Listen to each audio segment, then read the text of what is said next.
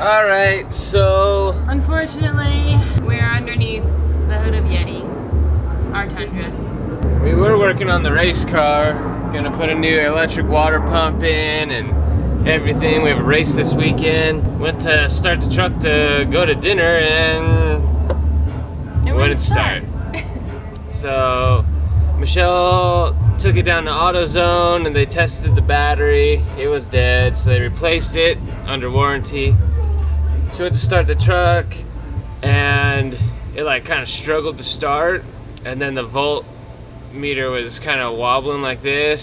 So she went back in, they put the tester back on and said the power regulator in the alternator is bad. This is probably the worst alternator in the world to get out of a vehicle. Everywhere I read it says you gotta pretty much take out the radiator, the fan shroud, the passenger front wheel, the wheel well cover, Liner. you gotta take out the power steering pump, the radiator hoses, and then you can get the alternator out. And then you gotta put the whole front end of your truck back on. We gotta fix the truck because we're racing this weekend and we have to go get the trailer, and then we're gonna fix the car because the car runs as is. Well, I gotta put some stuff back on, but I don't have to do the electric water pump right now. I really wanted to so we can test it this weekend. So hopefully I can finish the truck today, and then we'll finish the video on the Davies Craig electric water pump for the race car. After we finish this alternator change, gonna put some scrub blade wipers on this bad boy. I really didn't feel like tearing the whole front of this freaking truck apart, so I made a post on Las Vegas Tundras forum on Facebook, and Sean Lucero from Rogue Off-Road replied and said it should only take like an hour to do. He said don't remove anything, just unbolt and take the alternator out. And as always, thank you to our good friend D'Angelo. He always helps us out, our Toyota Tech in Texas.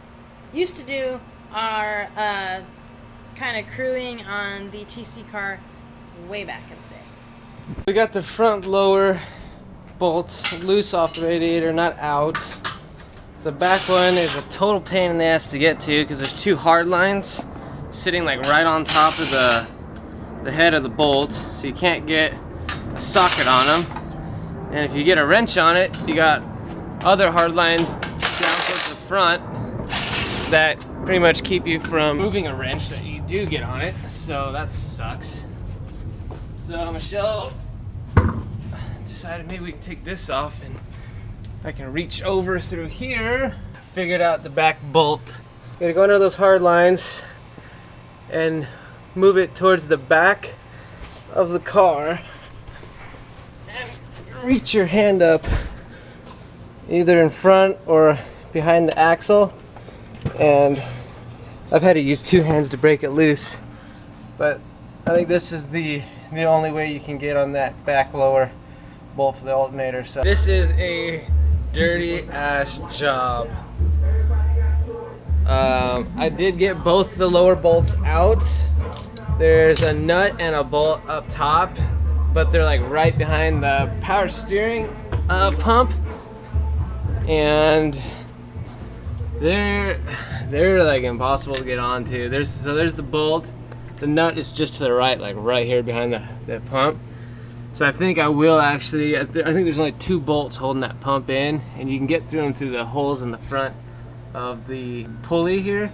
So I think I'm gonna loosen those bolts to see if I can move that, the power steering pump like down and out of the way. If so, then I'll have a clean shot at those. Okay. I'm trying to pause.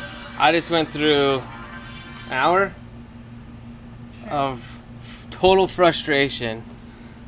Oh, alright, this video is really going to help a lot of people if you guys have to do this. So, the power steering pump does need to come off in order to reach the nut and bolt on the alternator. So, there's three bolts that look like it's holding it on. There's only two, okay? You can reach both of them through the front of the pulley through the holes with the 14mm socket. You can get them out. This last one here, you don't need to freaking take it out. It holds the bracket on to hold this stupid thing on. So you do not need to take the whole car apart. you do need to remove the power steering pump. There are only 2 bolts, not 3. And knowing this all now, it's actually not that bad of a job.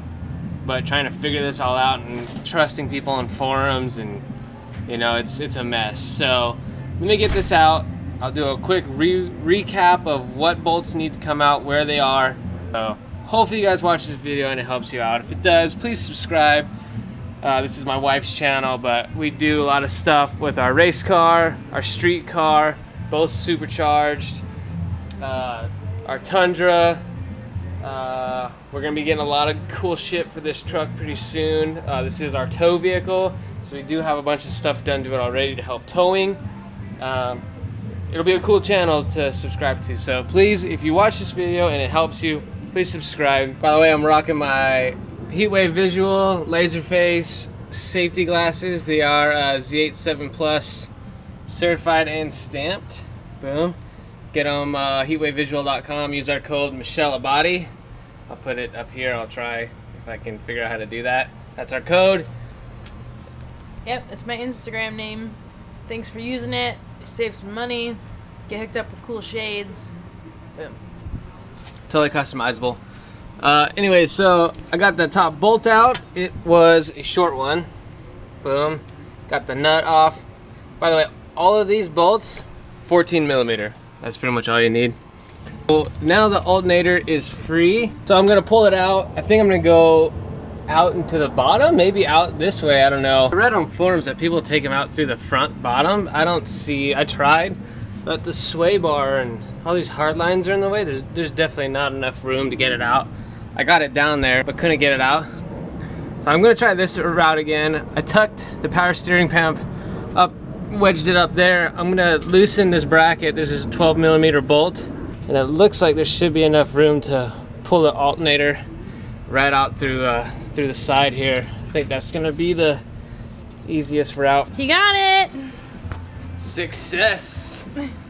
All right, so I did take it out through the side over the frame rails. It fits. You gotta wiggle around, man. I can't even tell you which way it actually came out.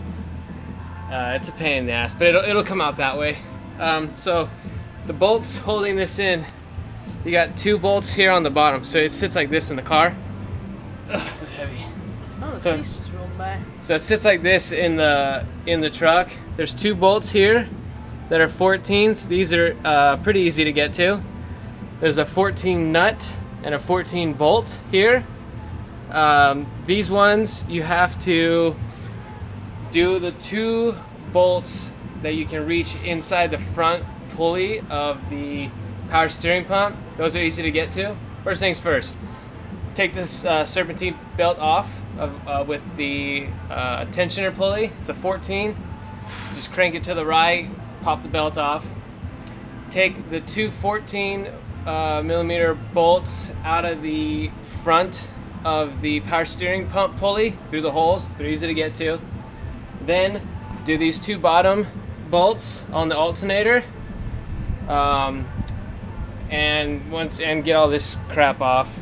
I'm skipping some steps, but you'll get the point. Take the wheel off. Take this flap off right here. Just some clips. Get that out of the way. You'll see the alternator here. Okay. After you get the power steering pump bolts out and this all opened up here, all you do is literally grab that power steering pump, wiggle and pull it, blink, it'll pop out. Then take these 2 bolts out of the bottom of the alternator, take these 2 off. You gotta slide it straight out towards you. Once you get it there, unplug this, take this off, pull it out this way. Heads up, when we took the alternator out, I heard something fall, and then I got it all the way out and something else fell. There's these little spacers here. I'll just have one. These little spacers, okay? Alternator sits this way in the vehicle. Here's the front, obviously. Here's where the rod with the nut on this side, 1 spacer goes in there, okay?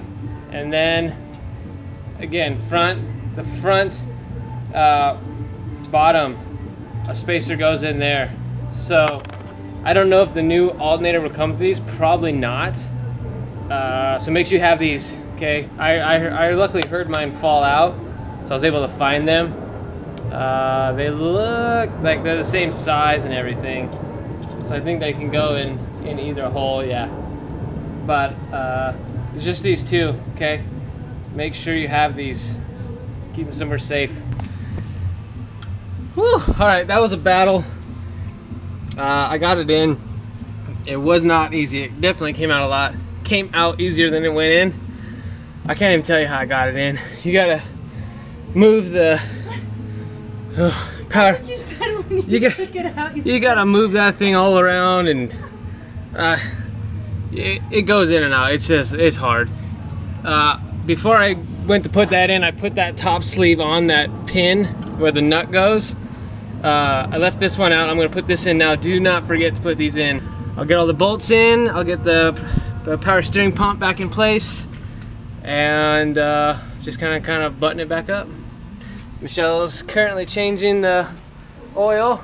We got the new alternator in, the power steering pump back in and bolted in, the plug in, the wire.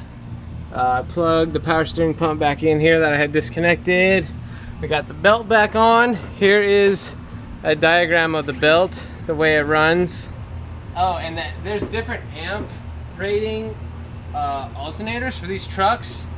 And the guy said if you have a DVD player in the back, you need the bigger one. So. Which is stupid. It's a DVD player. And the cold weather package had something to do with it, but yeah. So I've got an SR5 with the cold weather package, the 5.7, and yeah, cold weather package 4x4. You know, and 4x4, and they said I only needed the 100 amp, which, like, why would you need a bigger one if you have a DVD player? I don't get it. Alright, well that sucked. Got the alternator in, everything all buttoned up, oil change. We're like, sweet, let's fire it up. Started it, and it just didn't, it sounded weak. Like, it didn't sound right. It was idling like 350, maybe 400 RPM. It's usually like 750, 800. AC wouldn't work. Well, I was like, shit, man. Long story short, ended up driving the truck down to O'Reilly's where we got the alternator. Had them check the alternator while I was in the car running.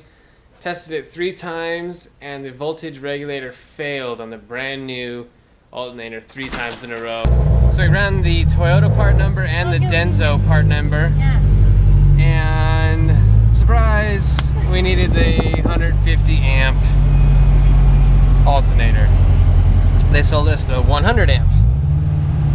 That's why nothing is working. The reason we need the 150 versus the 100 is because we have the tow package, the cold weather package, and it's pretty frustrating because when we were calling to get the new alternator, all they were worried about is if the car had a fucking rear DVD player. Like, that's all they cared. So it doesn't have the DVD player? Oh, I've got tow package, I've got cold weather, SR5. Oh, but no DVD? I'm gonna put lights on it. Oh, but it doesn't have a DVD player? No. Oh, well then you need the 100. Well, and that's partly our fault for just trusting them and not running part numbers ourselves. So, if you're watching this video and you do have tow package, cold weather, any of that stuff, just run the part number on your alternator. Make sure you're getting the right one. There's 3 different ones. There's a 100, a 130, and a 150. Play it safe because now we get to do it all again.